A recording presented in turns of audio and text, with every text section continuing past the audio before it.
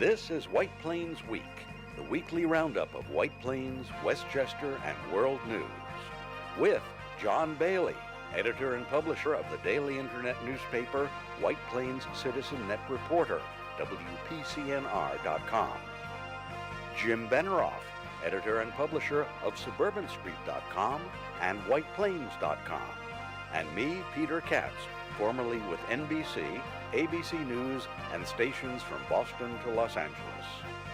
White Plains Week, what's happening, who are the newsmakers, what's in store for the future. The views and opinions expressed on this program are solely those of the participants. White Plains Week is presented on Optimum Cable Channel 76, Verizon Fios Channel 45, and on the internet at whiteplainsweek.com, youtube.com, and wpcommunitymedia.org. Now, White Plains Week. Good evening, Mr. and Mrs. White Plains, Westchester, and the world at large. John Bailey with you, with Jim Benerofe, the Dean of the White Plains School of Journalism, and the anchor for all seasons, the ubiquitous Peter Katz. Me ubiquitous. Yes, ubiquitous indeed. And the headline man.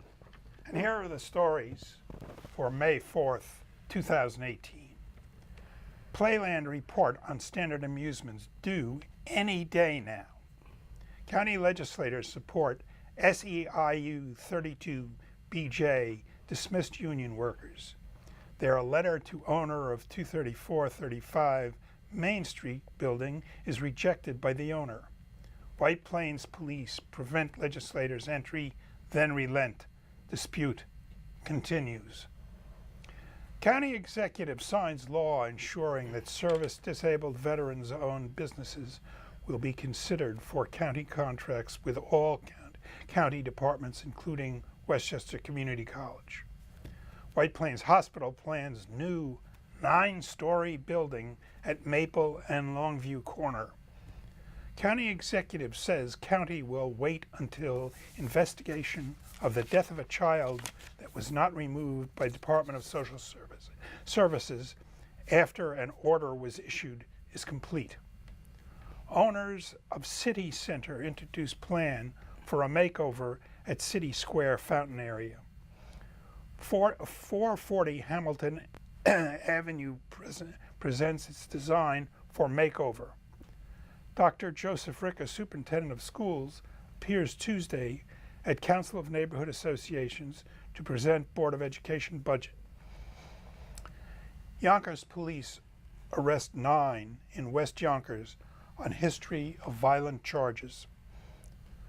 We'll follow the winding of the Trump trail wherever it winds with Trump's new sidekick, America's mayor. Yes, thank you, Jim. And we go right to the White Plains Week video newsreel. March of Time, May 4th, 2018. That's Catherine Parker, the legislator, and several other legislators being restrained temporarily by the White Plains Police from entering a building containing the offices of Caspi Development on Tuesday. And we'll have more on that a little bit later.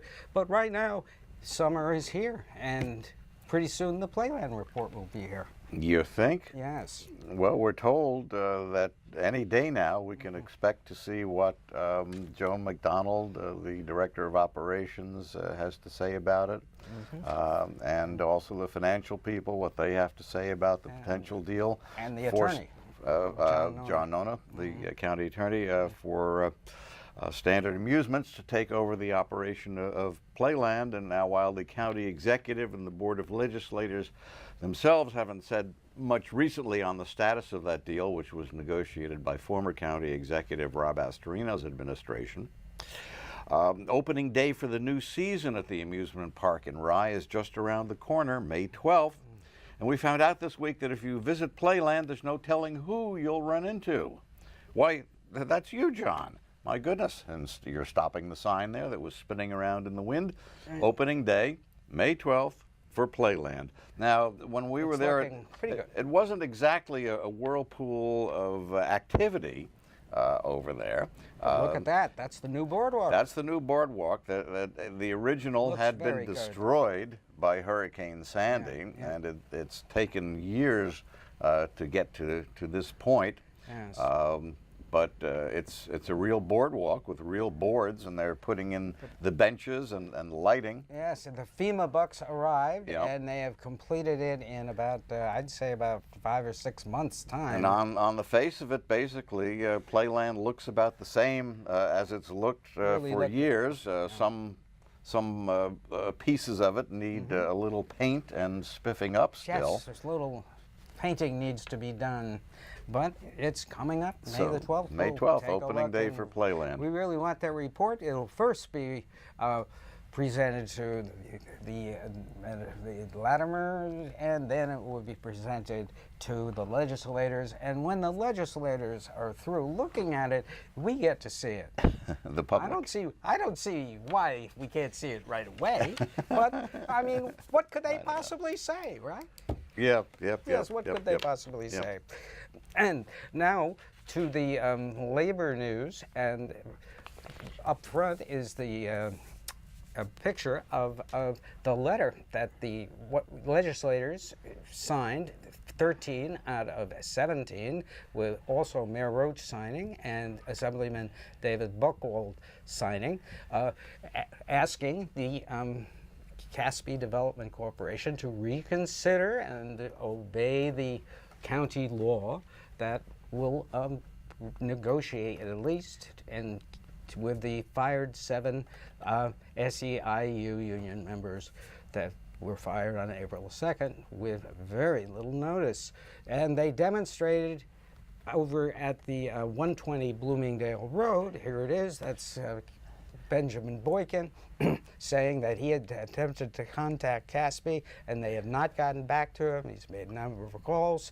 And then there is the ever an accommodation. The White Plains Police allowed Catherine Parker and Anthony Castiglione to deliver the letter, which was rejected by the company. I don't know what rejected actually means, but It means that you is don't what they accept said. it. You know. Yes, now that's what I thought. Yeah. I mean, It's funny. So, how we have what the same they can do vocabulary. now Right, is they can put right. a 49-cent stamp on the letter and drop it in a mailbox and let the post office Or deliver they it. could send it certified mail and throw a scare into them. They could, but I mean, yes, right. typically, at least in my recollection, it's really unusual to see politicians get involved in a labor management dispute. Well, it's I a mean, county law that supposedly was violated. Now the point is, if they don't obey the county law, or more to the point, the county doesn't at least make a statement about it, which they haven't yet.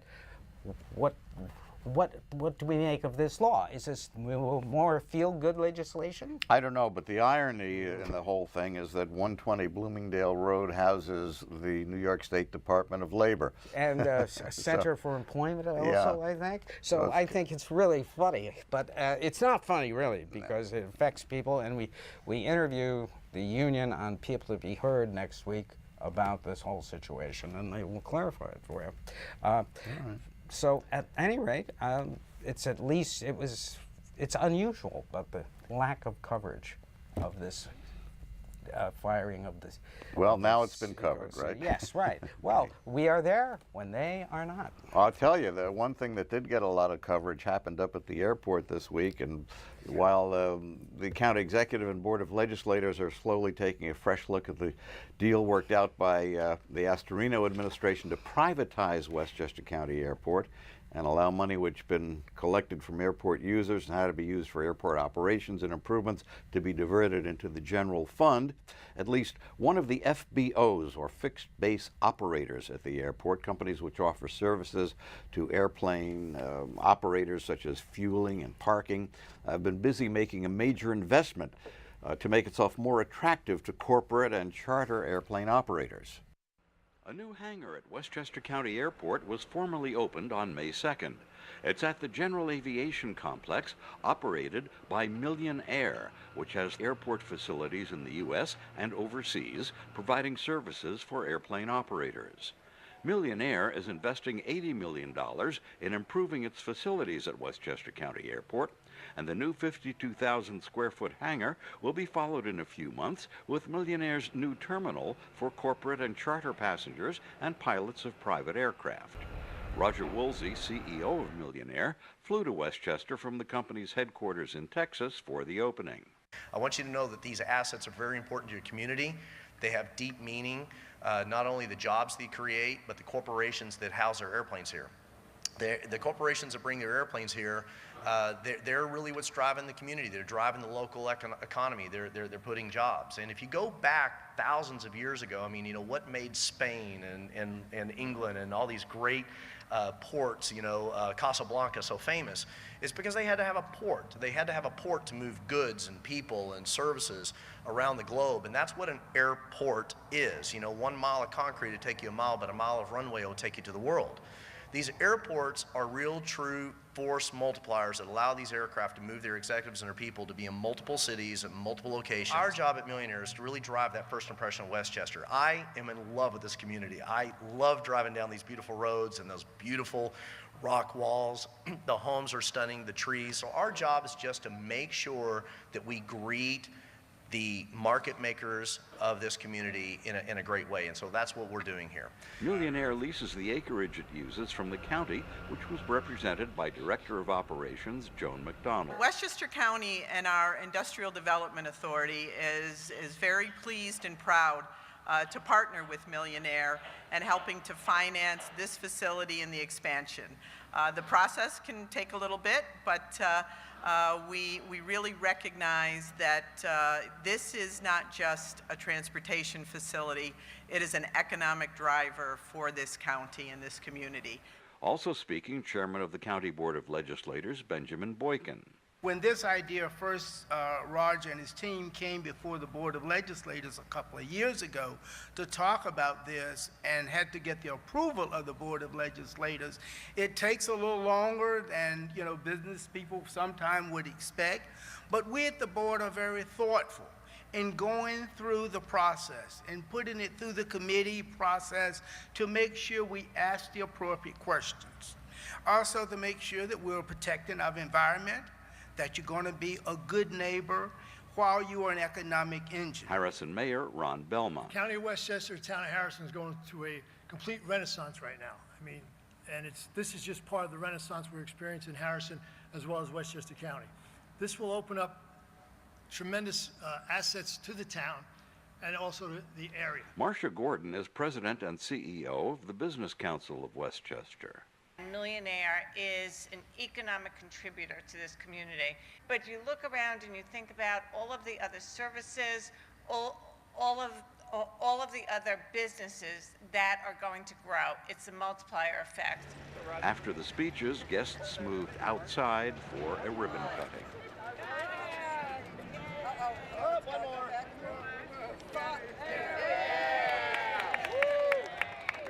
Now, Jim, you were there also, Jim. Your impression? Well, first of all, the new hangar is very impressive. It is spotlessly clean. I think they said they can put 13 aircraft in there. Yeah, and actually up to a 757, I believe, which is huge, or certainly 737. And I guess when their terminal is finished, that's going to be quite exciting also. Yeah. Terminal looks like it's going to be quite nice. Yes, and but that's really only open for the flyers of the private aircraft, correct? It's not a public facility. In other words, unless you happen to have a ticket on a charter that operates out of there, or something like Tradewinds Aviation, which will sell you a ticket to go to Nantucket or Martha's Vineyard, something like that. But you know, it's not a general terminal for the public. That's not the idea. Well, listen, you keep your aircraft there. Yes. Could you use it? Could I use what? Oh, I intend to. Yeah. That's right. Okay. Sure. All right. So. Yeah. Absolutely. All right, well, we'll have to. Now, when are you and your company going to get your own private jet to fly out of there? It beats standing in line at JetBlue, right? Yeah, well, believe me, I seriously think about that now. Well, right. Yeah. What would you like? One of those Lears?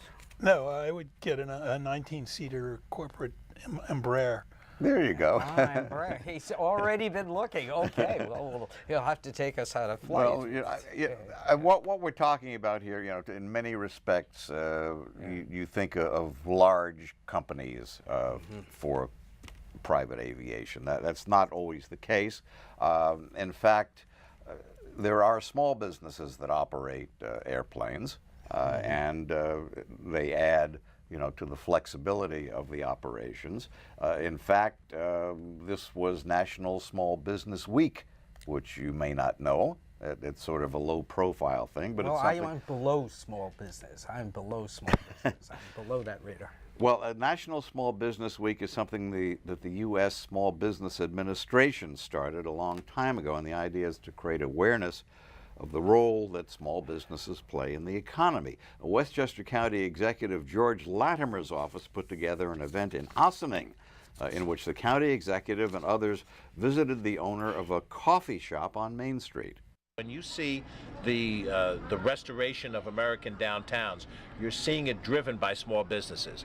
Westchester takes great pride in our major corporations, the brand names that we're familiar with, the IBMs, PepsiCos, MasterCard, Regenerons, Dan & Yogurts, Heineken, and so forth.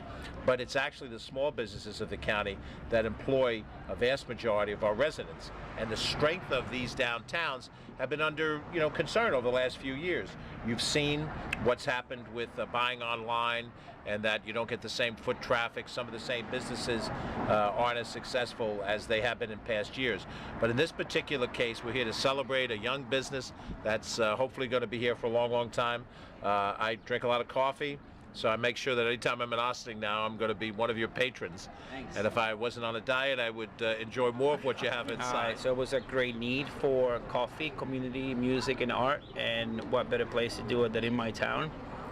Been Ossining resident for 17 years, and I'm super happy to be here. Small business is so important to our economy. More than half Americans own or work for a small business, and the 2 out of the 3 new jobs created are done so by small businesses. So that's very important to the economy. We have within our responsibilities an industrial development agency, an IDA, which can be involved in providing some tax reductions for certain kinds of developments. In some places they're mixed-use developments and advance small businesses in those situations. We're part of the Workforce Development Board circumstance where we share with Westchester and Putnam County, and that helps in some ways in terms of job, skills, growth, and what have you. And then also we have the opportunity as a county government to help the local governments with infrastructure projects when those infrastructure projects will help advance a business interest. So all factors considered, we've got a long way to go to try to be helpful to all of the downtowns. We have plenty of them in Westchester County, and every one of them has their own unique personality and skill. But somewhere along the line, a person like Luis makes a decision that they're going to make an investment. And he decided, and he and his wife, his family decided to make an investment here in Ossining. He had an idea for a business that could be successful. It employs individuals, it creates a profit, and we hope that he'll be successful, and we hope that all the other people, all the other Louises, and all the other downtowns of Westchester County will always have a good partner in Westchester County government as we go forward. So what's that they say about the business of America is business? What is it that they say? I think they say the business of America is business. Yeah. Right? Actually, Latimer did another businessy thing this week. Yes. He signed a bill which makes the county and Westchester Community College have to consider all disabled veterans-owned business, and there are approximately 15 in the county. I did not know that, and so this is another step forward in making sure access to county jobs. And contracts. And contracts, right. And the idea being if you have a contract coming up, you need work done, you have to give some consideration to a business owned by a disabled veteran. Definitely. Which you should be doing anyway, you know? Well, yeah, why not? I mean, discrimination is discrimination, no matter how you slice it. Yeah, White Plains Hospital this week unveiled something at the council had a work session on Monday. Yeah, let's take a look at it. And one of the things that came in was this proposal from White Plains Hospital for a new building at the corner of Longview and Maple. It sort of looks like a disco, doesn't it? It's modern architecture, to say the least, but it sort of fits in. In the additions that they've put on, they all seem to have pretty much adopted the shiny glass and concrete and stainless steel look. Yes, and also there was a presentation of the city center makeover presented by the Key people at KEY that now own the city center, and it's a combination stage and cafe from what I can see. And you did not go to that, neither did I. You know, I am in the softball season, ladies and gentlemen, so my evenings are constricted. Now, is this the city center, or this is still New York Hospital? No, Plains this Hospital. is the city This center. is the city center, really. Right. If if you're going on Main Street and you turn right into the city center garage, right, there's that plaza. That's the plaza. They're going to redo that whole thing, which has 4 fountains in it now, I believe. And so the fountains go, and this will be sort of like a public performance space, a cafe. My God, that's the problem with our economy. Everybody's out going to cafes. Well, are they going to do anything about the traffic flow there? You know, going into There's no traffic in White Plains, well, Peter. going into the garage through that access area, always seems to be a choke point, at least as far as I'm concerned. I would agree with you, but I don't think that there's much they can do other than take it away. I was have entry on Martinez. You know, I was struck by in that visual. If we could take another look at that rendering of what they're proposing for the city center. Back to the city center we go. If you look at the surrounding buildings, that could be right out of the White Plains Hospital rendering in terms of the architecture and the look of that.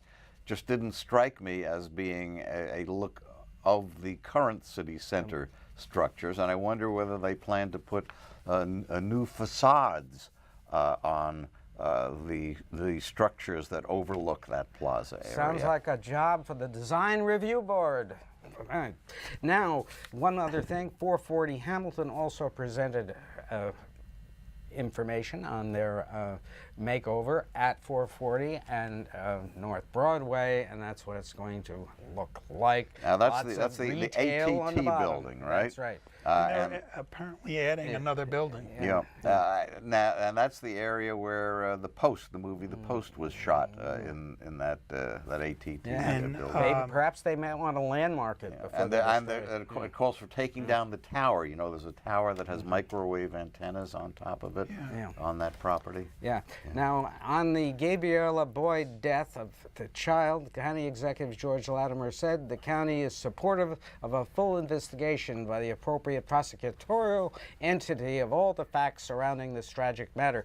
The County Department of Social Services is scheduled to provide my office with a report on their actions this week. They will operate fully in any and all investigations. Once the facts of this case are clearly understood by all, Latimer said in a statement, we will openly participate with the Child Fatality Review Team.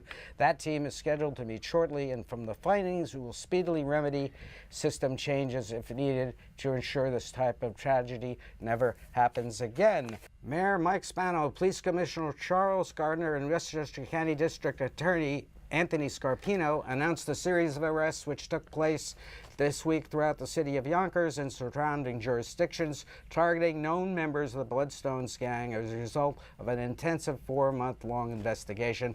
Operation Bloodstone is a collective law enforcement effort between the Yonkers Police Department and the Gang, Firearms, and Narcotics Bureau of the Westchester County District Attorney's Office. Members from the Yonkers Police Department, shown here, and Mayor Mike Spano of Yonkers announced it, and they said they are still seeking other persons of interest.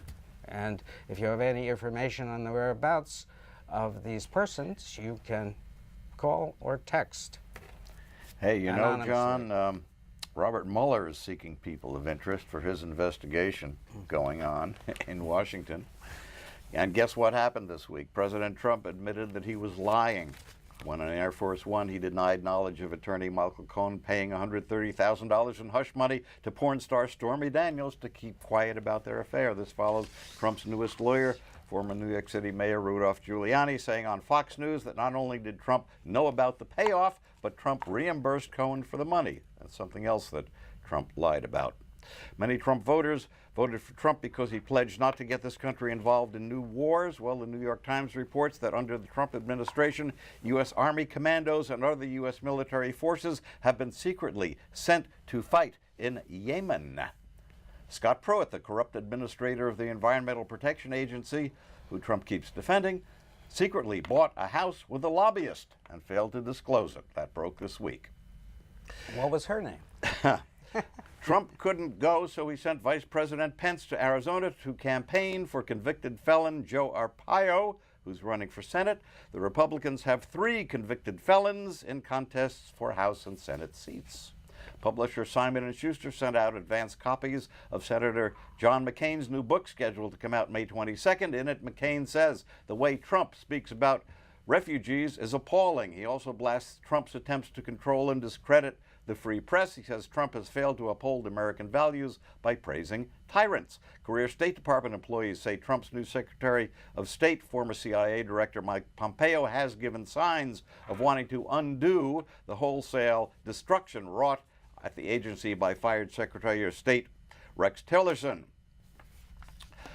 Trump, according to the Washington Post, has lied to the American public 3,000 times since taking office. You know, that's astounding. Yeah. Trump defrauded everyone with that letter he said his doctor wrote about his health during the campaign. You remember that? Dr. Bornstein has admitted on tape now to NBC News that Trump dictated that letter. And the lie that Trump would be the healthiest person ever to serve as president was a gigantic lie. White House Chief of Staff John Kelly on numerous occasions has called President Trump an idiot, according to a half-dozen sources who heard it. Trump speaks to the National Rifle Association today. They're meeting in Dallas. Their convention there is expected to fall in line with whatever they want, despite his hand-wringing after the Parkland massacre. And not only that, but how about, what is his name? America's mayor. Rudolph Giuliani. How quickly we forget. Yeah. And he has really sort of taken control this week. Well, he's he's said to be the lead lawyer strategist for Trump at the moment, but he keeps going on Fox News and he keeps saying things which make Trump into a liar. Much to the chagrin of Trump's other lawyers. This so could it is be said. a very short term as an officer. Anyway, John Bailey, Jim Benerofe, Peter Katz, and we got through another White Plains week. Good night. This has been White Plains Week, news and commentary about White Plains, Westchester, and the world. The views and opinions expressed on this program were solely those of the participants. White Plains Week, produced by White Plains Citizen Net Reporter, and presented on Optimum Cable Channel 76 and Verizon Fios Channel 45.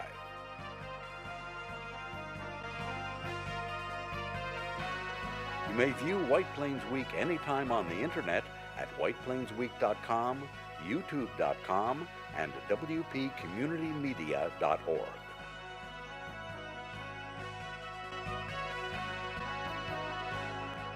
For White Plains Week, this is Peter Katz speaking.